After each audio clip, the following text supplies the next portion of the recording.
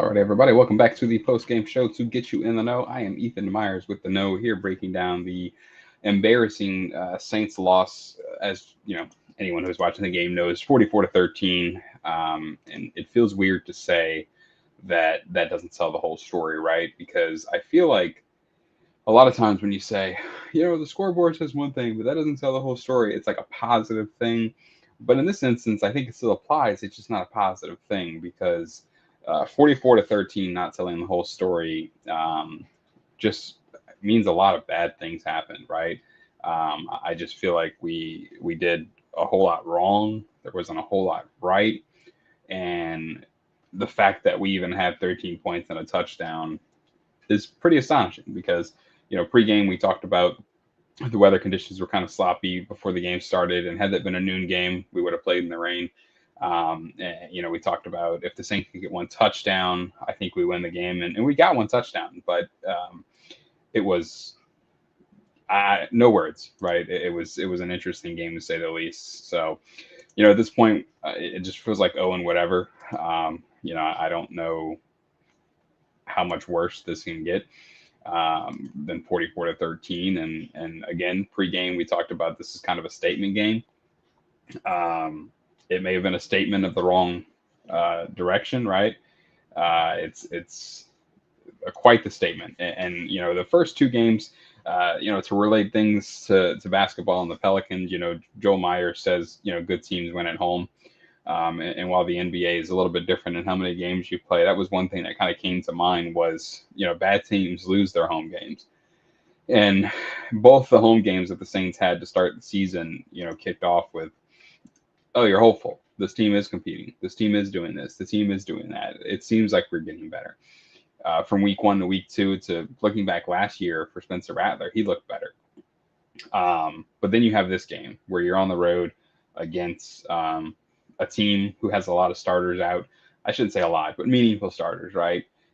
These guys are out, and you shouldn't be having an uphill battle. But from very early on, the momentum just absolutely shifted in the Seahawks way, and that's one thing that, in a weird way, I'm kind of hopeful for is this is a young team, this is a young head coach, and so if there's any excuse, and I'm not going to make an excuse, but if there is an excuse for this game, that we see this and we see some turnaround or better playing going forward, it's sports, boxing specifically, MMA specifically, but football too. I think, you kind of got to get punched in the mouth to understand how it's going to feel. And I hope this is the punch in the mouth that the Saints needed, because at the end of the day, 44 points is a rough pill to swallow. But you take away the first couple of minutes of that game or the first quarter of that game, 21 points in their favor in a hurry, really tells a lot of the story. And the reason I want to talk about momentum is because, the Saints go for it on fourth down. Whether you agree with that or not, it put the Seahawks in pretty good field position. And then you give them the ball, and then you stop them, right? You had the unnecessary roughness call on Breesy, and that was just, it was 3rd and 8. They would have got a field goal, right? Assuming they make it, which let's just say they do. But then you get the ball back, and it's 3-0 after you gave them excellent, field position. And, that's not that hard of a pill to swallow, but you give up the penalty, and next thing you know, it's 7-0. And then you come out the next drive and you have to punt, which, is one thing. But then he returns it. And then after that, it's a block punt. And it's just like that momentum is just killer. And I don't necessarily want to say that the Saints responded well, because they didn't. There were a couple of times where, obviously, we got into a groove and it seemed like we were going. The touchdown throw to Stoll. It honestly looked like Spencer was throwing it away. So I don't know how much credit I want to give him there. Maybe it was one of those, put it where only your receiver can get it kind of plays. Maybe that was the play there. I'm not sure. But if it was intentional, fantastic play. But like I said, based on the rest of the game, the rest of the day, I don't know. It almost just seemed like, let me throw it up there and have a good day.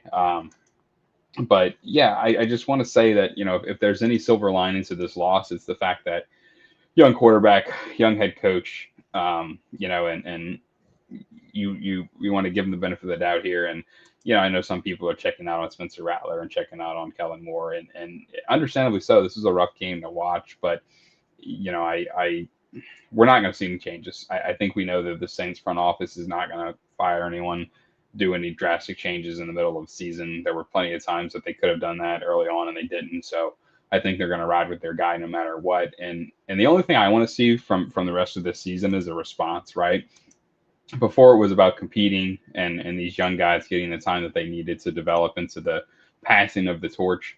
But what I want to see from here is this to be, a punch that it rattles you, but you come back from and you fight, and that's all I want to see. I don't really care about competing anymore. I don't care about this. I don't care about that. The main thing I care about is how does this loss affect you, and that's what I want to see, because I saw a lot of guys walking, and obviously they were frustrated. I get it, but there was a couple times where Olave was making one-it plays, as I called it, and you want to see that, but you want to see that from other people. You don't want to see that from the guys who have been in the league for a couple of years and have proven that they're a professional football player, right? You want to see it from the other guys. And it's just they weren't getting open, right? And we can sit here and we can say Spencer Rattler regressed, and I don't necessarily think that's true, because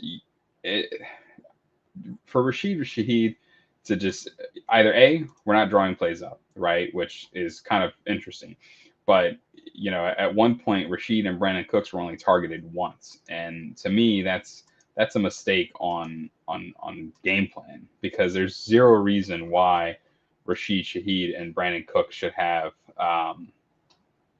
one target in an entire half of football. It doesn't make any sense to me. So that was probably my biggest frustration is that we're not using our weapons, right? It just doesn't make any sense. So hopefully they figure that part out, because you need to use everybody. You can't just feed the ball to Olave 24 times in a row and expect something positive to happen. Obviously he didn't get 25. He got 10, or I don't know how many targets he had, probably 15. But yeah, it's just that's one of the things that you have to fix. And until you fix that, you're just going to be a pretty one-dimensional offense, and that's not healthy for really anything.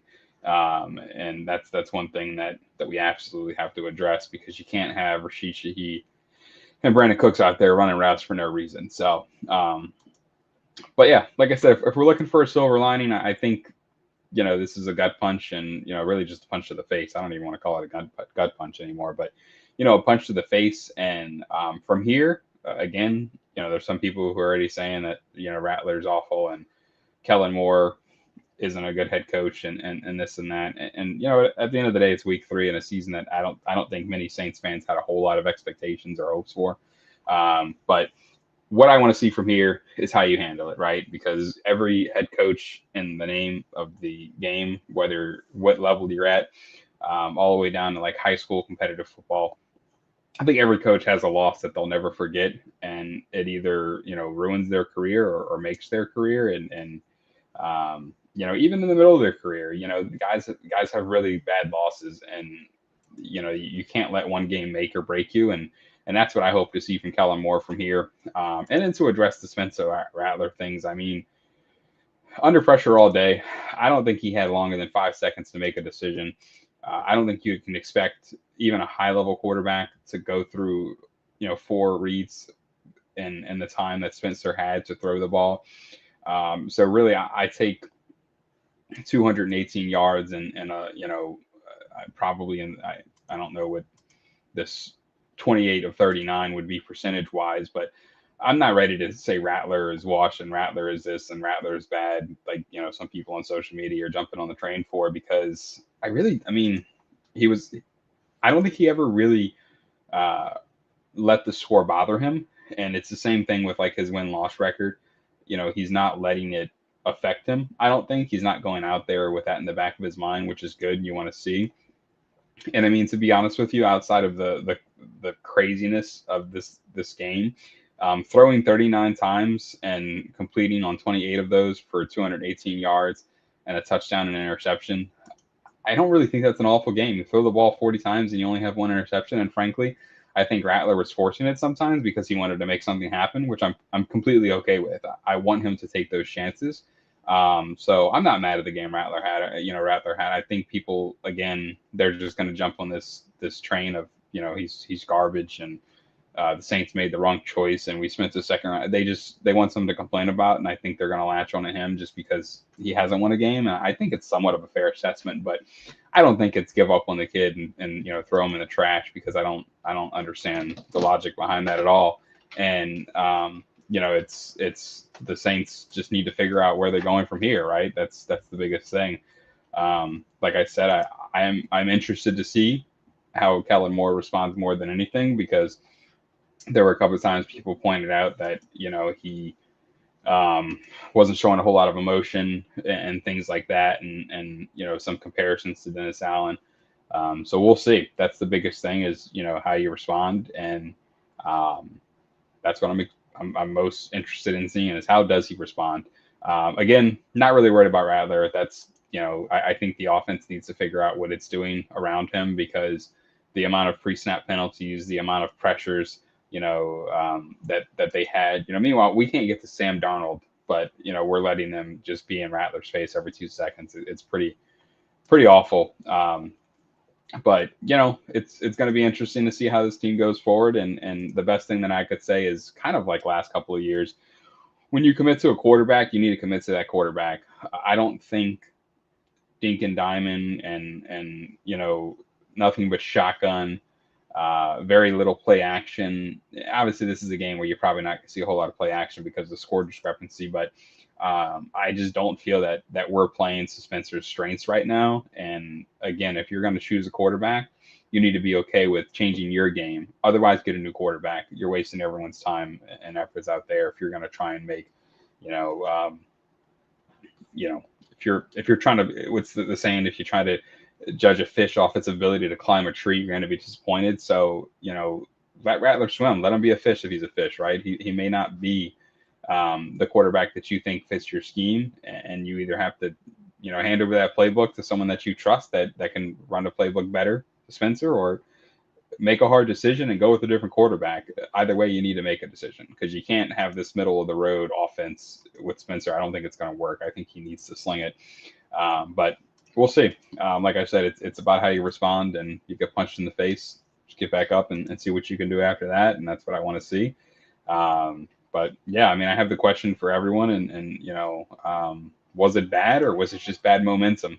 I think it was probably a little bit of both, but I don't think if you give up, a touchdown, the play after a penalty, and then a punt return and then a punt block, I think if you start the game with 2 punts, this is a completely different game. And that's the unfortunate part of it all. Is the like I said, the 44-13 doesn't tell you how bad it is, but the momentum also gives me some leeway in how it was handled. But yeah, interested to see how it all shakes down. As we know, the Panthers beat the Falcons in a blowout, 30-0, which I think shocked a lot of people. Maybe more shocking than the Saints. Current performance, but when you look around and you see guys like Michael Penix, who were supposed to be exciting and whatever you want to call it, and he's 18 for 36 with 2 interceptions. Again, I don't think Spencer had as bad as a game as people want to say he did, and I think you need to figure out your offense to work with Spencer, or make the tough decision and admit maybe you made the wrong choice and who you wanted to go with as your quarterback. But Bucks beat the Jets on I think a late field goal, 29-27. So the Bucks remain undefeated. Saints sit now firmly in dead last place in the NFC South at 0-3, and then tied for second or third, however you want to wing it. I guess technically the Panthers are up on second because they have the divisional game there over the Falcons, but either way, it's only 3 weeks into the season, so that doesn't matter a whole lot. But Saints dead last, Buccaneers are first. So we got a long season ahead of us. We'll see how it goes. And I can't say it enough. It's just about how you respond, right? That this is a game that, was bad. How do you make good out of it? How do you find good in this game? And that's what this coaching staff is going to have to do.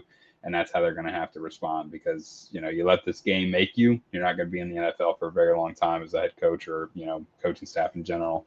Obviously, Kellen's been around and he's had a lot of success in the positions he was in. But you know what? So did Dennis Allen before he became head coach. So you got to respond. But either way, this has been the post-game show to get you in the know. Make sure you tune in next week. I've said it before. I'll say it again. Win, lose, or draw. We're going to be here. Life happens, so we might skip a week because of something like that, but we're not quitting because the Saints are having a bad season. We're going to be here either way. So join us, tune in, and yeah, do that either way.